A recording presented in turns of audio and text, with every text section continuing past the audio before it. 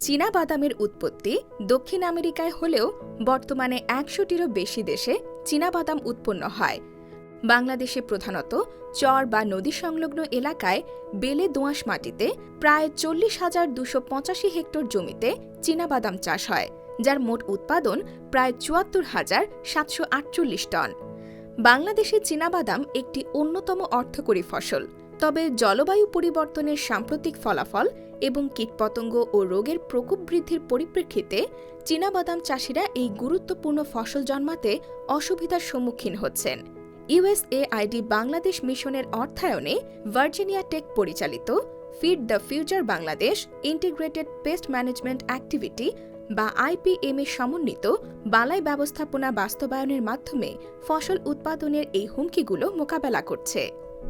Integrated pest management IPM বালাই ব্যবস্থাপনার একটি কার্যকর এবং পরিবেশ বান্ধব পদ্ধতি, যা বালাই ব্যবস্থাপনার বিভিন্ন পদ্ধতির সংমিশ্রণে সাধারণ জ্ঞানের অনুশীলনের উপর নির্ভর করে। আইপিএম অ্যাক্টিভিটি সমন্বিত বালাই ব্যবস্থাপনার চাহিদা তৈরির লক্ষ্যে একটি ব্যবসায়িক মডেলের প্রবর্তন করেছে। কৃষকদের সক্ষমতা বৃদ্ধির প্রশিক্ষণ প্রদান ও ফিল্ড ট্রায়াল স্থাপন করে আইপিএম সমাধানগুলির ফলাফল প্রদর্শনের মাধ্যমে আইপিএম সমাধানগুলির চাহিদা তৈরি করা হয়। তারপরে সমন্বিত বালাই ব্যবস্থাপনা কাজে ব্যবহৃত পণ্যগুলো যেসব কোম্পানি সরবরাহ করে থাকে তাদের সাথে স্থানীয় ডিলারদের বিজনেস টু বিজনেস সংযোগ স্থাপনে সহযোগিতা করা হয়। এর ফলে কৃষকদের কাছে আইপিএম সমাধান সহজলভ্য হয়। এই কৌশলটির লক্ষ্য হল সর্বশেষ কৃষকের কাছে পৌঁছানো। আর চীনাবাদাম চাষের হুমকিগুলো মোকাবেলা করে এর উৎপাদন বৃদ্ধিতে এই ব্যবসায়িক মডেলটি সফল হিসেবে প্রমাণিত হয়েছে। তাই আইপিএম অ্যাক্টিভিটি অধিকতর মানুষের কাছে এই প্যাকেজ পৌঁছানোর উদ্দেশ্যে একটি ডিজিটাল প্যাকেজ তৈরির উদ্যোগ নিয়েছে। কার্যক্রমের শুরুতেই কৃষকগণের সাথে অংশগ্রহণমূলক আলোচনার মাধ্যমে চীনাবাদাম চাষের প্রধান সমস্যাগুলো চিহ্নিত করা হয়। চীনাবাদামের গোড়া পচা ও কাণ্ড পচা রোগ, পাতার দাগ রোগ, তামাকের কাটুই পোকা বা স্পোডোপেট্রা লিটুরা মথ পোকা, তুলার বলওয়ার্ম এবং লবণাক্ততা সমস্যা প্রধান সমস্যাগুলির মধ্যে অন্যতম। এছাড়াও চীনাবাদাম চাষিগণ রোগ, পোকা ও লবণাক্ততা সহনশীল জাতের অভাবেও ভোগেন এবং তারা চীনাবাদাম উৎপাদনে সুষম মাত্রায় সার ব্যবহার করেন না। এই সমস্যাগুলি চীনাবাদামের ফলন হ্রাসের কিছু কারণ। চীনাবাদাম আবাদের এ সকল সমস্যা উত্তরণের জন্য feed the future Bangladesh IPM activity Patuakhali, Bhola ও ফরিদপুরের চীনাবাদাম ফসল কেন্দ্রিক এলাকায় আইপিএম বাস্তবায়নের ব্যবস্থা গ্রহণ করে। কৃষক দল নির্বাচনের পর আইপিএম অ্যাক্টিভিটি আইপিএম প্রযুক্তি গ্রহণ বিষয়ক কর্মশালা পরিচালনার মাধ্যমে বাদাম উৎপাদনে কৃষকদের সক্ষমতা বৃদ্ধির আয়োজন করে। চীনাবাদামের সমন্বিত বালাই ব্যবস্থাপনায় রোগ, পোকা, খরা ও লবণাক্ততা সহনশীল জাত নির্বাচন একটি গুরুত্বপূর্ণ বিষয়। বাংলাদেশ কৃষি গবেষণা ইনস্টিটিউট এবং বাংলাদেশ পরমাণু কৃষি গবেষণা ইনস্টিটিউট চীনাবাদামের রোগ ও পোকা সহনশীল জাত অবমুক্ত করেছে। বাড়ি চীনাবাদাম ১০ জাতটি খরা ও রোগ সহনশীল। অন্যদিকে বিনা চীনাবাদাম ৬ ও ৮ কলার রড বা গোড়া পচা, মরিচা রোগ ও লবণাক্ততা সহনশীল। বিনা চীনাবাদাম ৮ ও ৯ জ্যাসিড, পাতা মোড়ানো ও বিছা পোকা সহনশীল। কৃষকগণ জাতগুলো আবাদ করে এই রোগ, পোকা ও লবণাক্ততার সমস্যা সমাধান করতে পারেন। সালামু আলাইকুম, আমি মোহাম্মদ মাহবুব আলম। আমি বাদামের ব্যবসা করি, বাদাম বিক্রি করি। আমি এই বাদামের উপর ট্রেনিং পেয়েছি। এই বাদাম আপনার শেকড় পচে না, গোড়া পচে না এবং কাণ্ড পচে না। বাদামের ফলন বেশি এবং লবণ সহিষ্ণু। এই বাদাম আমি গত বছর ১০০ কেজি বিক্রি করছি, এবছর আমি ৭০০ কেজি বিক্রি করছি। বপনের পূর্বে বীজ শোধন চীনাবাদামের রোগ ব্যবস্থাপনার একটি প্রয়োজনীয় অনুষঙ্গ। রোগ নিরাময়ের চেয়ে রোগ প্রতিরোধী বেশি গুরুত্বপূর্ণ। বপনের পূর্বে টাইকোডার্মা দ্বারা বীজ শোধন করে নিলে বাদামের গোড়া পচা, শিকড় পচা ও কাণ্ড পচা রোগ অনেকাংশে কমে যায়। প্রতি কেজি চীনাবাদাম বীজে ৫ থেকে ১০ গ্রাম ট্রাইকোডার্মা মিশিয়ে বীজ শোধন করে নিতে হয়। এজন্য প্রথমে প্রয়োজনীয় পরিমাণ ২ থেকে ৩ চামচ পানি দ্বারা বীজের গা ভিজিয়ে নিয়ে ট্রাইকোডার্মা ভালোভাবে মিশিয়ে নিতে হয়, যাতে চীনাবাদামের গায়ে ট্রাইকোডার্মা লেগে যায়। আমার নাম মোহাম্মদ হালিম এলাদার, পানখালি সিকনিকান্দি গলাচিপা।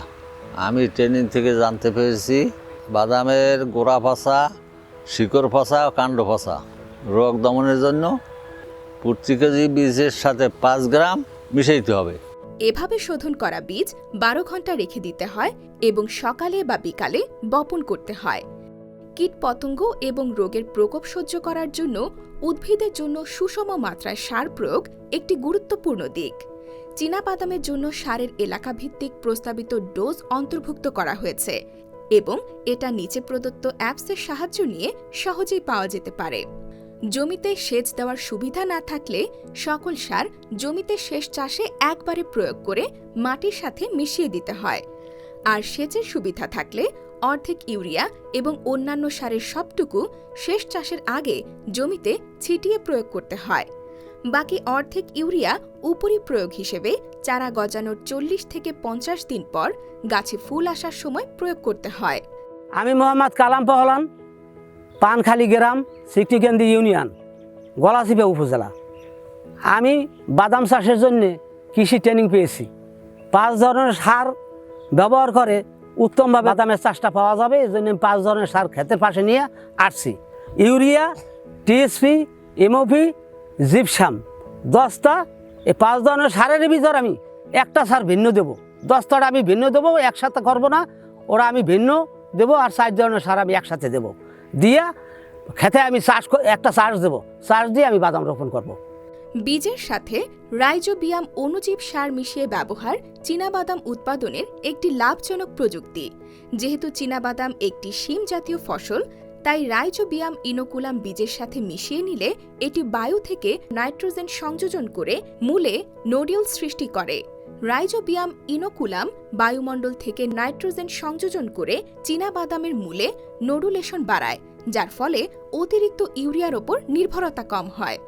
অণুজীব সার ব্যবহার করলে সাধারণত ইউরিয়া সার ব্যবহার করতে হয় না। প্রতি কেজি বীজের সাথে প্রথমে 50 থেকে 70 গ্রাম হারে চিটাগুড় মাখিয়ে নিয়ে কেজি প্রতি 50 থেকে 70 গ্রাম অণুজীব সার ভালোভাবে মিশিয়ে নিতে হয়। জীবাণু সার মিশ্রিত বীজ সকাল 9টার পূর্বে ও বিকাল 4টার পর বপন করতে হয়। জমিতে ট্রাইকো কম্পোস্ট ব্যবহার চীনাবাদামের পুষ্টি ব্যবস্থাপনার পাশাপাশি মাটিবাহিত রোগ নিয়ন্ত্রণে অত্যন্ত কার্যকর। বাদামের জমিতে প্রতি শতাংশে 8 কেজি হারে ট্রাইকো কম্পোস্ট সার ব্যবহার করলে রাসায়নিক সার 1/4 কম লাগে এবং এই সার ব্যবহার করলে মাটিবাহিত রোগ যেমন বাদামের গোড়া পচা, শিকড় পচা ও কাণ্ড পচা রোগের আক্রমণ ব্যাপকভাবে কমে আসে। ট্রাইকোডার্মা দ্বারা বীজ শোধন ও জমিতে ট্রাইকো কম্পোস্ট সারের ব্যবহার বাদামের মাটিবাহিত রোগ দমনের পাশাপাশি ছত্রাক জীবাণু দ্বারা সৃষ্ট বিষাক্ত পদার্থ উৎপন্ন হতে পারে না। সঠিক দূরত্বে বীজ বপন করলে জমিতে কাঙ্ক্ষিত সংখ্যায় বাদাম গাছ জন্মায়। এজন্য সারি থেকে সারির দূরত্ব 30 সেন্টিমিটার এবং গাছ হতে গাছের দূরত্ব 15 সেন্টিমিটার রাখতে হয়। বীজ 2.5 থেকে 3 সেন্টিমিটার গভীরে বপন করতে হয়। এতে প্রতিটি গাছ পর্যাপ্ত আলো বাতাস ও পুষ্টি পায় ও গাছ সুস্থভাবে বেড়ে ওঠে। বেশি ঘন করে বীজ বপন করলে রোগ ও পোকার আক্রমণ বেড়ে যায়। সঠিক সময়ে আগাছা দমন এবং সেচ ও নিষ্কাশন বাদাম গাছ সুষ্ঠুভাবে বৃদ্ধির সহায়ক। চারা গজানোর 14 থেকে 20 দিন পর প্রথমবার এবং 30 থেকে 40 দিন পর দ্বিতীয়বার জমি আগাছা মুক্ত রাখতে হয়। ফুল আসার পর গাছে বাদাম ধরার সময় গোড়ায় হালকাভাবে মাটি তুলে দিলে বাদামের ফলন ভালো হয়। সেচের সুবিধা থাকলে বাদামের জমিতে বীজ বপন করার 18 থেকে 20 দিন পর একবার এবং শুঁটি হওয়ার সময় দ্বিতীয়বার সেচ দিতে হয়। জমি থেকে অতিরিক্ত পানি বের করে দেওয়ার জন্য নিষ্কাশন নালা থাকতে হয়। জমিতে আবদ্ধ পানি চীনাবাদামের রোগের আক্রমণ বাড়িয়ে দিতে পারে। পরিষ্কার পরিচ্ছন্ন চাষাবাদ রোগ ও পোকার আক্রমণ কমানোর একটি গুরুত্বপূর্ণ চর্চা। বাদামের জমি নিয়মিত পরিদর্শন করা এবং পোকা ও রোগাক্রান্ত গাছ, শাখা, পাতা, আবর্জনা, ডিমের গাদা, ল্যাদা পোকা ও বিছা পোকা সংগ্রহ করে ধ্বংস করে বালাইয়ের আক্রমণ অনেকাংশে কমিয়ে আনা যায়। রঙিন আঠালো ফাঁদের সাহায্যে বাদামের শোষক পোকা ব্যবস্থাপনা করা হয়। আঠালো ফাঁদ হল রঙিন কাগজের শীট বা কার্ড যার সাথে আঠা লাগানো থাকে। এসব পোকা রঙে আকৃষ্ট হয়ে আঠালো ফাঁদে আটকা পড়ে মারা যায়। জ্যাসিড বা জাপ পোকা ব্যবস্থাপনার জন্য বীজ গজানোর 14 থেকে 21 দিনের মধ্যে একক প্রতি হলুদ রঙের 16টি এবং থ্রিপস পোকার জন্য সাদা বা নীল রঙের 16টি আঠালো ফাঁদ জমিতে 40 থেকে 60 ফুট দূরে দূরে টানিয়ে দিতে হয়। জ্যাসিড পোকা, জাপ পোকা ও থ্রিপস পোকা ব্যবস্থাপনার জন্য রঙিন আঠালো ফাঁদের পাশাপাশি জৈব বালাইনাশকও ব্যবহার করা হয়। এজন্য এজাডিরেকটিন অথবা ম্যাট্রিন জাতীয় জৈব বালাইনাশক 7 দিন অন্তর অন্তর 3 থেকে 4 বার স্প্রে করতে হয়। ফেরোমন ফাঁদ ও জৈব বালাইনাশকের সাহায্যে কাটুই পোকা ও তুলার বলওয়ার্ম পোকা ব্যবস্থাপনা করা হয়। কাটুই পোকা বা তুলা পাতার ল্যাদা পোকা বা স্পোডোপটেরা লিটুরা মথ পোকা পরিবীক্ষণ বা ব্যাপক হারে পোকা ধরে দমনের জন্য প্রতি একরে 16টি হারে স্পোডোলিউর ফাঁদ স্থাপন করতে হয়। তুলার বলওয়ার্ম পোকা পরিবীক্ষণ ও দমনের জন্য একই হারে জমিতে হেলিকোলিউর স্থাপন করতে হয়।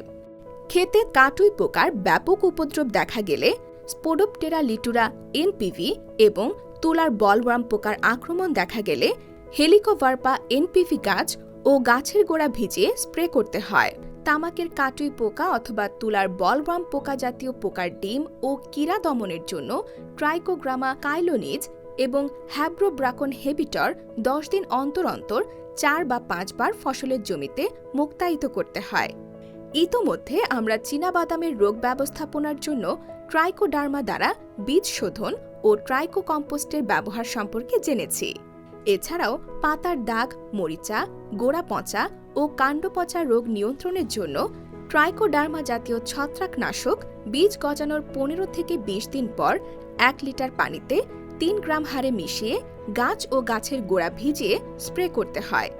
পরবর্তীতে রোগের আক্রমণ দেখা দিলে ব্যাসিলাস অ্যামাইলোলিকুইফেন্সিস ও ট্রাইকোডার্মা পানির সাথে মিশিয়ে গাছ ও গাছের গোড়া ভিজিয়ে স্প্রে করতে হয়। চীনাবাদাম গাছের শতকরা 75 থেকে 80 ভাগ বাদাম যখন পরিপক্ক হয় তখন বাদাম উঠানোর সঠিক সময়। খোসাসহ পরিপক্ক পুষ্ট বাদাম উজ্জ্বল রোদে প্রথম ও দ্বিতীয় দিন দৈনিক 4 ঘন্টা, তৃতীয় দিন থেকে দৈনিক 8 ঘন্টা করে উজ্জ্বল রোদে মোট 7 থেকে 8 দিন শুকাতে হয়।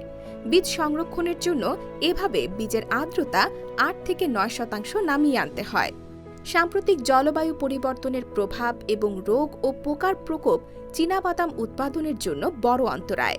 আইপিএম অ্যাক্টিভিটি সমন্বিত বালাই ব্যবস্থাপনার মাধ্যমে চীনাবাদামের লবণাক্ততা সমস্যা, গোড়া পচা রোগ, কাণ্ড পচা রোগ, পাতার দাগ রোগ, জাপ পোকা, জ্যাসিড পোকা, থ্রিপস পোকা, বিছা পোকা, কাটুই পোকা ও তুলার বলওয়ার্ম পোকা সহ এই হুমকিগুলো মোকাবেলা করছে।